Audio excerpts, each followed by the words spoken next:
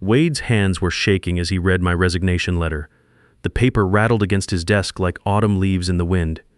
"You can't be serious, Roger." After 25 years, his voice cracked on the last word. I watched his face drain of color when he got to the part about Section 7C. The retention clause he'd signed 3 years ago and completely forgotten about.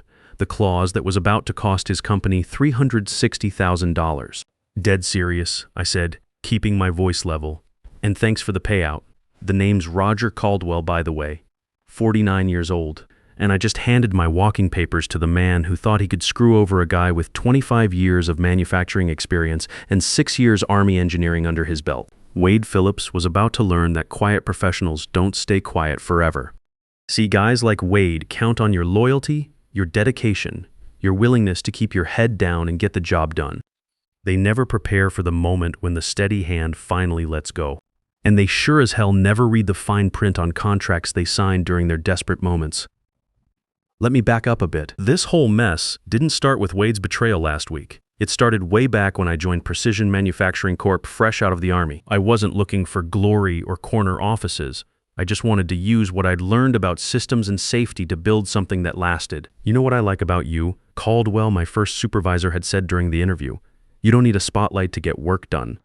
That was true then, and it's still true now. While other guys were playing politics and posting on LinkedIn about synergy and paradigm shifts, I was the one actually making things work. When our biggest client, Miller Construction, hit a snag with their equipment orders in Q2, I was the guy who figured out why our 50-year-old production line couldn't keep up with modern demand.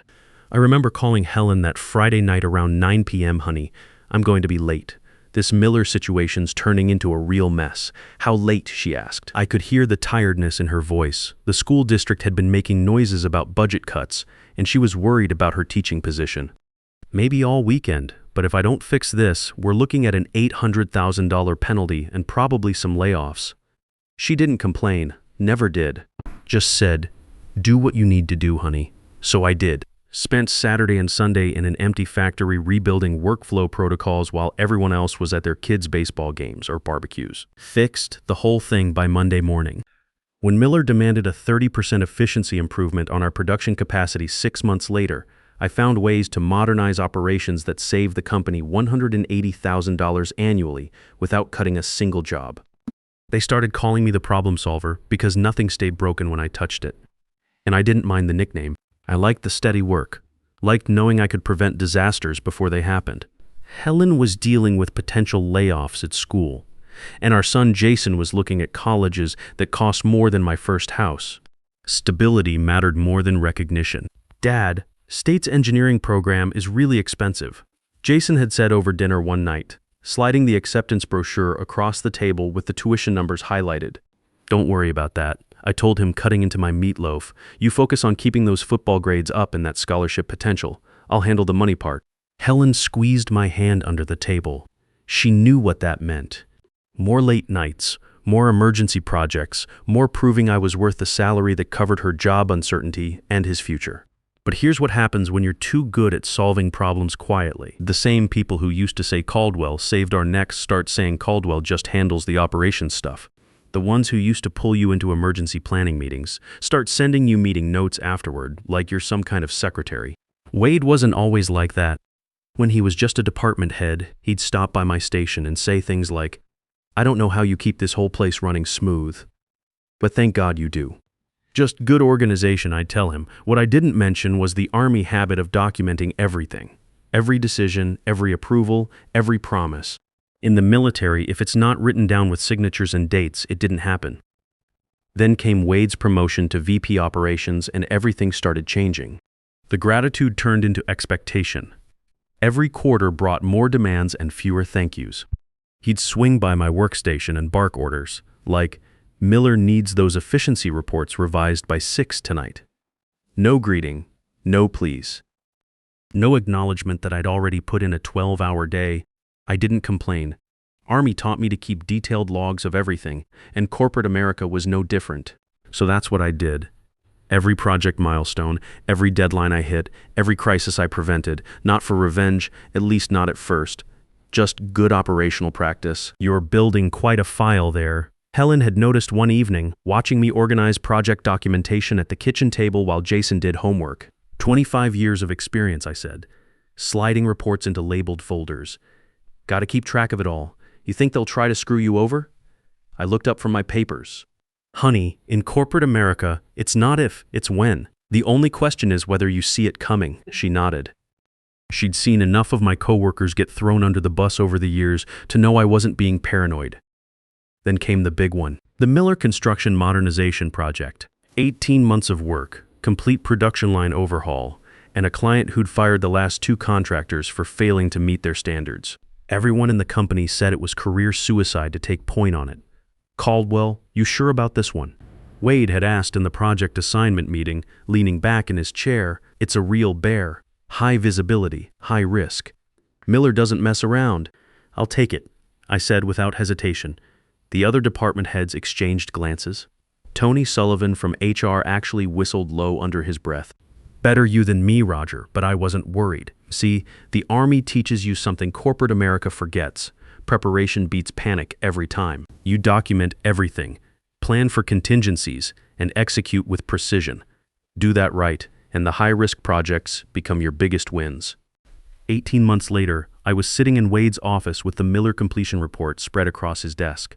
On schedule, under budget, by $18,000, first zero-incident safety rating in company history. The kind of numbers that make executives smile in board meetings and clients renew contracts without hesitation. Outstanding work, Roger. Really outstanding, Wade said, flipping through the summary pages with what looked like genuine appreciation. His handshake was firm, and for a moment, his eyes met mine with something that resembled respect. We'll talk about that regional operations director track real soon. Sounds good, I said. But even as I shook his hand, something in his tone felt rehearsed, like he was reading lines from a corporate script he didn't quite believe. See, by then, I'd learned to read the signs. 25 years in corporate America teaches you that when promises start getting vague, you better start watching your back. Specific timelines become soon. Definite commitments become, we'll see how things develop. I walked out of his office and called Helen from my truck in the parking lot. How'd it go? She asked. I could hear dishes clinking in the background, probably getting dinner ready. Project's officially done. Wade says promotion talks are coming. That's wonderful, honey. Jason will be so excited about state. The football coach called again yesterday about his scholarship potential. Yeah, I said, staring at the factory smokestacks in the distance. We'll see what happens. The thing is, I already suspected better, because by then, I'd learned the unwritten rule of corporate America. If they think you'll stay no matter what, they'll give you exactly that. Nothing. 3 weeks went by without a word. No promotion conversation, no follow-up meeting. Wade would nod when he passed my workstation, but he wasn't stopping to chat about my future anymore. When I tried to schedule time to discuss my career track, his assistant kept saying he was tied up with strategic planning sessions. Strategic planning. That's corporate speak for we're figuring out how to handle you without it looking obvious. Then came the morning that changed everything. I was getting my usual coffee from the break room when Tony Sullivan from HR walked up with that careful smile people use. When they're about to deliver news they know you won't like. Congrats on your new boss, I guess, he said, stirring cream into his cup. I nearly choked on my first sip. New boss? He tilted his head like a confused dog. Oh, Wade didn't tell you. They announced Brady Martinez as the new regional operations director this morning. Thought you'd have heard by now. Brady Martinez. I set my coffee cup down hard enough that some sloshed onto the counter. 6 months ago, this guy was some hotshot MBA consultant who'd shown up with PowerPoint slides about operational optimization and a habit of explaining my own systems back to me like I was fresh out of trade school. You okay, Roger? Tony asked, genuinely concerned. Yeah, I lied, wiping up the spilled coffee. Just surprised, that's all. I walked back to my workstation feeling like I was heading to my own execution. Pulled up the company announcement on my computer screen. There it was in corporate black and white, excited to welcome Brady Martinez as Regional Operations Director. Brady brings fresh perspective and innovative thinking to our operational strategy. Fresh perspective, innovative thinking, that's code for we hired someone younger who went to the right school and plays golf with the right people. Brady was the guy who'd called our lean manufacturing protocols legacy processes in budget meetings. Who'd asked me to explain basic OSHA safety requirements 3 different times because he couldn't wrap his head around how workplace compliance actually worked. who cut out of critical planning sessions early because he had strategic client calls that were really just networking lunches with other MBA types. My phone buzzed. Text from Helen. How's your day going? Jason got another letter from State about enrollment deadlines. I stared at that message for a long time. How was my day going? Well, let's see. The guy I'd spent 6 months patiently training on manufacturing basics just got handed the promotion I'd earned. The position that would have bumped my salary enough to cover Jason's tuition without stress. The title that would have given us breathing room when my dad's assisted living costs started hitting our budget harder. I texted back. Interesting developments at work. Talk tonight. Wade didn't have the guts to call me directly or schedule a proper meeting. He just showed up at my workstation 2 days later with a paper coffee cup and a smile that looked like it was held on with thumbtacks. Hey, don't take this Brady thing personally, he started, not even bothering with a greeting. This wasn't about you or your capabilities. It's about optics. Brady's got that outside consultant experience that makes the board feel confident about our strategic direction. I looked at that coffee cup in his hands like it might explode. Did they review the Miller numbers when they made this decision? Sure. Fantastic work on that project. He waved it off like I'd asked about the weather forecast. But this decision was already in motion before your completion. These executive moves happen fast in today's competitive market. Already in motion. While I was putting in 60-hour weeks for 18 months, documenting every safety protocol and efficiency improvement, they were already planning to hand my reward to someone else. The promotion had never been real. I'd been the useful fool who did the hard work while they lined up their golden boy for the glory. I see, I said. Just those 2 words, but something in my tone must have registered because Wade shifted his weight from foot to foot. Look, Roger, there might be other advancement opportunities opening up. Senior director positions. We just need to see how the next quarter's budget cycle develops. More promises, more vague timelines, more corporate language designed to keep me hoping while they figured out their next chess move. I appreciate that information, I told him, but what I was really thinking was something my old Army platoon sergeant used to say, fool me once, that's on you. Fool me twice, and I'm not the soldier you thought I was. That night at dinner, I finally told Helen and Jason what had happened. They gave your promotion to someone else, Helen asked, her fork frozen halfway to her mouth. After everything you accomplished on that project? Yep. Guy named Brady Martinez. MBA consultant they brought in 6 months ago to assess our operational efficiency. Helen set down her fork entirely. What's his actual experience with manufacturing operations? None. He asked me what PPE standards meant during his 2nd week here. You're kidding me. Nope. But he's got an MBA from some prestigious school and apparently plays golf with Wade every Thursday. Jason looked up from his homework spread across the kitchen table. Does this mean State's going to be a problem financially? Coach Martinez said I need to make my commitment decision soon. Helen and I exchanged glances across the table, the same look we'd shared dozens of times over the years when money got tight or job security felt uncertain. We'll figure it out, I said, reaching over to ruffle his hair. Don't worry about the financial part. That's my job. But the truth was, I was worried about more than just money. I was worried about what this betrayal meant for the next 15 years of my career. If they could screw me over this blatantly after the Miller success, what would happen when I hit 55 or 60? Would I just become the old-timer they kept around to train their next batch of MBA Golden Boys? That night, I couldn't sleep. Helen was breathing softly next to me, and I was staring at the ceiling, thinking about respect. Not the fake corporate respect that comes with meaningless titles and meeting invitations. Real respect. The kind you earn by being competent and reliable and delivering results when everything's on the line. Wade had stolen that from me. Not just the promotion or the money, the respect. He'd made it clear that 25 years of proven experience meant less than 6 months of golf games and business school networking. Around 2 a.m., I got up and went to my home office. Time to dig out that contract I'd signed 3 years ago. The one with the retention clause they'd insisted on when Apex Industries tried to poach me with a 35% raise offer. Time to see if Wade had read the fine print as carefully as he should have. I sat there in my home office at 2 a.m., reading that contract like it was a battle plan.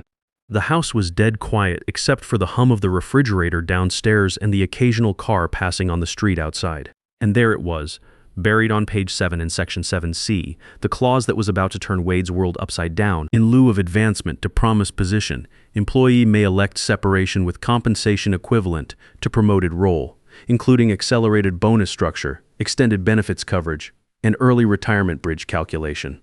Wade's signature sat right there at the bottom, black ink on white paper, clear as daylight, dated exactly 3 years ago when Apex Industries had tried to steal me away with that massive raise offer. I remembered that negotiation like it was yesterday. Wade had been sweating bullets about losing me to the competition. "Roger, you're absolutely irreplaceable here," he'd said, loosening his tie in that stuffy conference room. "Whatever they're offering, we'll not only match it, we'll beat it. Plus, this comprehensive retention package to prove we're serious about your long-term future with this company." I'd read every single word of that contract before signing it. Old Army habit drilled into me by sergeants who'd seen too many soldiers get screwed by fine print. Never sign anything you don't completely understand, and always assume the other party knows exactly what they're agreeing to. But I'd figured it was just standard legal protection language, something that would never actually be needed because, honestly, who breaks promises to their most reliable employees? Turns out Wade should have been just as careful about reading what he was signing. I fired up my laptop and started searching through 3 years of email archives. Found the thread from 8 months ago when I'd first asked about the regional operations director position opening up. Wade's response was sitting right there in my inbox. "After Miller project completion, you're the obvious choice for advancement to the next level." Another email from 5 months back when budget planning was happening. "Board's completely aligned on your advancement track, just waiting for formal budget approval on the new senior positions." And the real kicker, sent just 2 days after I'd submitted the Miller final report. "Finish strong on this project, and that regional director role has your name on it." Promises, written promises with digital timestamps and electronic signatures that any lawyer would love to get their hands on. I leaned back in my desk chair and looked out the window at our backyard. The moon was reflecting off the small pond Helen had insisted we install when we bought this house 12 years ago. "It'll be peaceful," she'd said. "Somewhere you can think when work gets stressful." She'd been right about that. This was exactly the kind of thinking I needed to do. That's when I knew what had to happen next. Not because I was angry, though I certainly was. Not because I wanted revenge, though that would be satisfying. But because it was the correct tactical response to a contract violation. Wade had made a strategic error, and there were documented consequences for that kind of mistake. He just didn't know it yet. The next morning at breakfast, Helen could tell something had shifted in my demeanor overnight. "You seem different today," she said, pouring coffee into my favorite mug. "More focused somehow, less worried." "Had a productive night thinking through our options," I told her, buttering my toast. "Remember that retention contract they insisted I signed 3 years ago? The one with all the complex legal language, the one when that other company tried to hire you away. That's the one." Turns out Wade should have read it more carefully before putting his signature on it. She raised an eyebrow and set the coffee pot down. "What exactly did you find?" "An exit clause that works in our favor. If they promise a specific promotion in writing and then fail to deliver, I can walk away with full compensation equivalent to that promoted position." Helen nearly dropped her coffee cup. "Are you completely serious right now?" "Dead serious. Wade signed it himself, and I've got 3 years of emails where he promised me that exact promotion. What does this mean for us financially? Be specific." I'd already run the numbers twice before coming downstairs, about $360,000 total.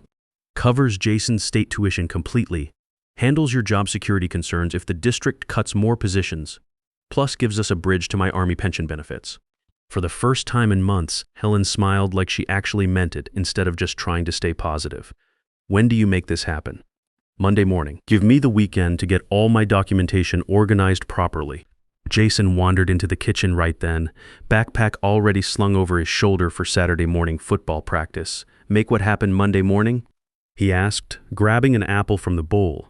Helen and I looked at each other across the kitchen table. We'd gotten pretty good at these silent conversations over the years. "Your dad's making some significant career changes," she said carefully. "Good changes that'll help with college costs." I reached over and squeezed his shoulder. "The best kind of changes, kiddo. Stop worrying about state's tuition. I've got that problem completely solved now."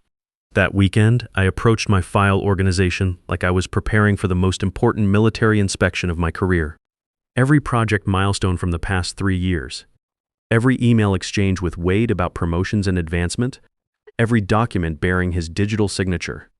I organized it all into clearly labeled folders on my computer and printed backup copies of everything important: Miller project completion records, promotion promise email threads, contract violation documentation, supporting evidence for timeline verification. Sunday night, I sat down to write the resignation letter. Not some emotional rant about betrayal and broken promises. Just clean, professional corporate language that would make any HR department nervous.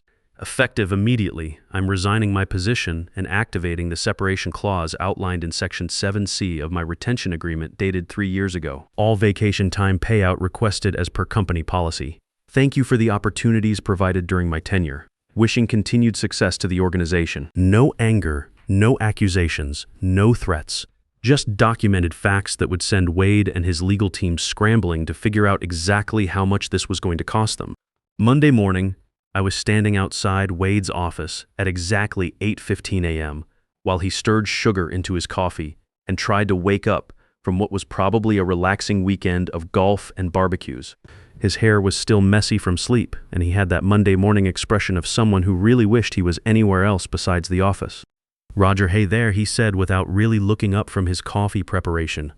"What can I do for you this fine morning?" I handed him the sealed envelope containing my resignation and contract documentation.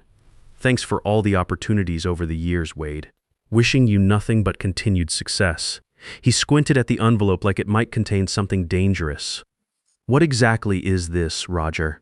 "Just read it through carefully," I said, keeping my voice level and professional. "Take your time." I watched his face change as he worked through the letter. First, mild confusion, like he was trying to process unexpected information. Then something that looked a lot like panic as the financial implications started sinking in.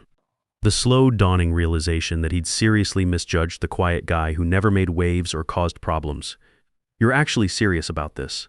His voice cracked slightly. "You're really quitting after 25 years, effective immediately, as stated in the letter." He shot up from his chair fast enough to knock over his coffee cup, sending brown liquid spreading across his desk calendar.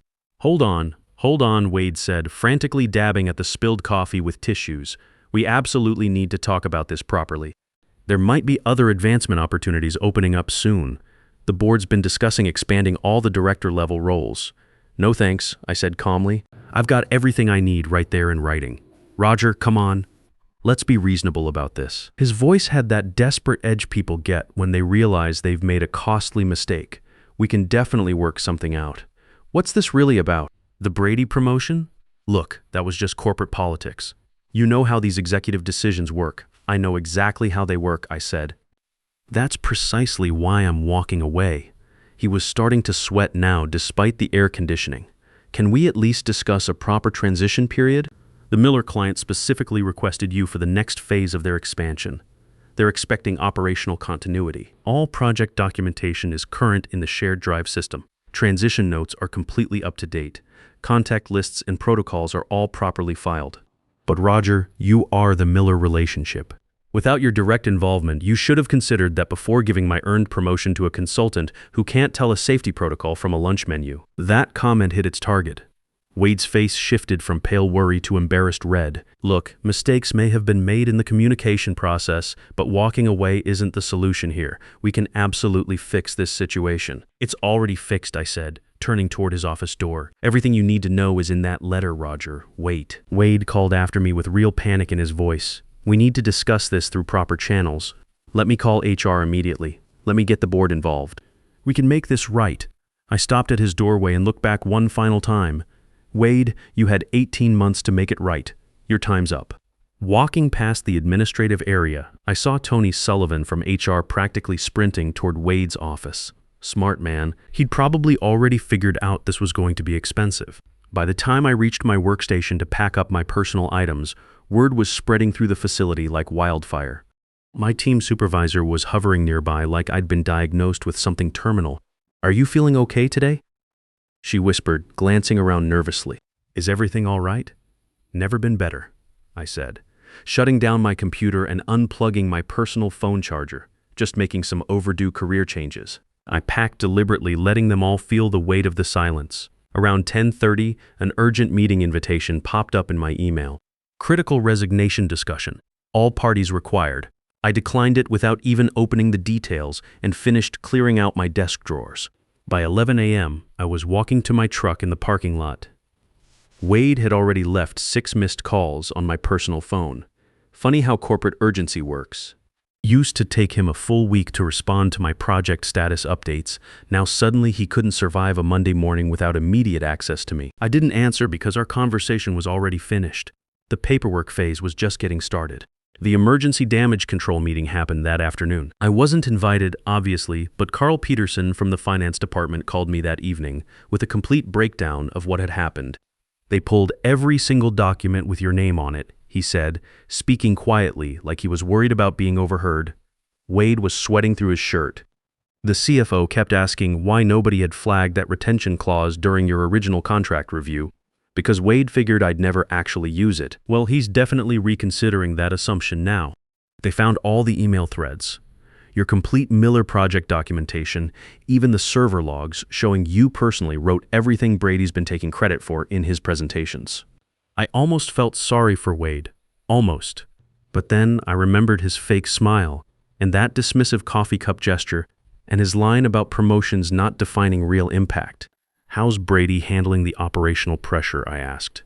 Carl actually laughed out loud. He lasted exactly 1 client meeting. Miller's procurement director asked him about lean manufacturing implementation timelines, and Brady just stared at him like he'd been asked to explain advanced physics. That's rough. It gets much better. Brady tried to improvise his way through it, started throwing around buzzwords about agile deployment methodologies and synergistic process optimization. The client actually stopped him mid-sentence and asked specifically when you'd be returning to the project. That made complete sense. I'd spent 18 months building those professional relationships, explaining complex technical details, being available for emergency calls when their production systems had problems. Brady had assumed he could just slide into my role and coast on the foundation I'd built. Where does everything stand right now? I asked. Legal department confirmed your contract clause is completely valid and enforceable. HR is processing the full compensation calculation, and Brady submitted his resignation this morning. Brady quit too. Yep, apparently discovered that looking impressive in PowerPoint presentations isn't quite the same as actually managing industrial operations. Tuesday morning brought the official corporate response. Professional email from the legal department, copied to HR and Wade. We formally acknowledge the validity of your separation claim under Section 7C of your retention agreement. Full compensation package has been confirmed and payment processing has been initiated. Clean, professional, the corporate equivalent of unconditional surrender. My phone rang an hour later. Wade's personal cell number. Roger, listen carefully. He started with that desperate edge still in his voice. Maybe we can work out some kind of arrangement here. The board is seriously reconsidering the entire organizational structure.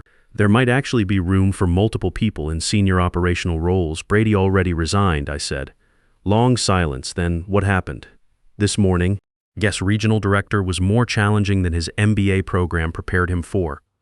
More silence while Wade processed the implications. Losing both Brady and me in the same week left him with nobody who actually understood the Miller contract requirements or operational protocols.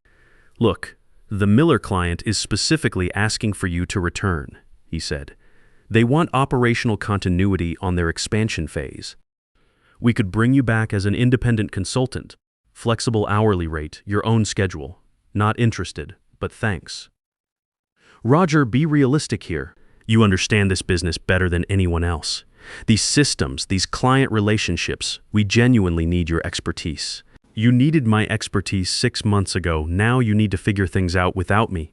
I hung up because Wade was right about one important thing. I did understand the business extremely well enough to know that Steve Adams from Miller Construction had already called me directly with a much better offer. Roger, Steve had said that same morning, heard through the industry grapevine that you're making some career transitions. Any interest in joining our internal operations team? Strategic oversight position, quarterly consulting input, excellent compensation package. I'm definitely listening. We're expanding our internal operational capabilities significantly. Really need someone who understands both sides of the equation, manufacturing operations and client requirement development. Your background makes you absolutely perfect for this role. So by Thursday, I had a new business card and access to Miller's internal systems. Same type of work, but now from the client side of the relationship. This time, instead of trying to meet requirements, I was helping establish what those requirements should be. The financial irony wasn't lost on me at all. The full payout came through the following week. $360,000 total, exactly as calculated. Accelerated bonus structure promoted salary equivalent, extended benefits coverage, early retirement bridge connecting to my Army pension. Enough to cover Jason's complete state university tuition without any financial stress. Enough to handle Helen's job security concerns if the school district made more budget cuts. Enough for my dad's increasing assisted living costs. Most importantly, enough for me to choose my next career moves based on what I wanted to accomplish, not what we desperately needed to survive. Friday evening, Jason burst through the front door waving his final state university acceptance letter. Engineering program, full academic admission. Dad, I need to make my final decision about tuition costs soon. Coach says the partial athletic scholarship is still possible, but already completely handled, I interrupted, pulling him into a hug. Focus entirely on your studies and football. The financial part is my responsibility, and it's solved. Helen squeezed my hand under the dinner table. The same supportive gesture she'd made dozens of times over the years, but this time it felt like pure celebration instead of worried determination. Saturday morning, I was back on our deck with my coffee, reading industry newsletters and watching the pond reflect the sunrise. Helen joined me with the weekend newspaper. Says here that Precision Manufacturing lost their Miller construction contract renewal. She mentioned casually, folding back the business section. Client apparently decided to transition to internal operational capabilities. I smiled and sipped my coffee. Imagine that coincidence. I bet Wade's having quite a difficult week, probably so. But that's what eventually happens when you treat people's careers and livelihoods like disposable chess pieces. The bills always come due. She set down the paper and studied my face carefully. Any regrets about walking away? I thought about that question seriously. 25 years of dedicated loyalty. All those late-night emergency repairs. All those crises I'd solved while other people collected the recognition and advancement opportunities. Then I thought about Jason's college education being completely funded, Helen's job worries eliminated, and my phone already ringing with multiple consulting offers from companies that actually valued experienced expertise. Not a single one, I said honestly. Sometimes the smartest move is simply recognizing when it's time to stop accepting less than you're worth. The morning was peaceful, with birds singing in our backyard trees. I'd kept every promise to my family, enforced a contract that Wade had carelessly signed, and positioned myself better than when this whole situation started. That's the thing about quiet professionals who do their jobs well and document everything properly. We don't need to make dramatic scenes to create meaningful impact. We just need to recognize the right moment to speak up and know exactly what to say when that moment arrives. In my case, those words were simple: I quit. Turned out that was the only conversation Wade and I really needed to have. In corporate America, loyalty is a one-way street until you make breaking it expensive. Always read every word before you sign, especially the clauses they assume you'll never use. The quiet professionals who keep their heads down and deliver results aren't pushovers waiting to be taken advantage of. We're just building our case, one document at a time, waiting for the right moment to remind everyone what real competence actually costs.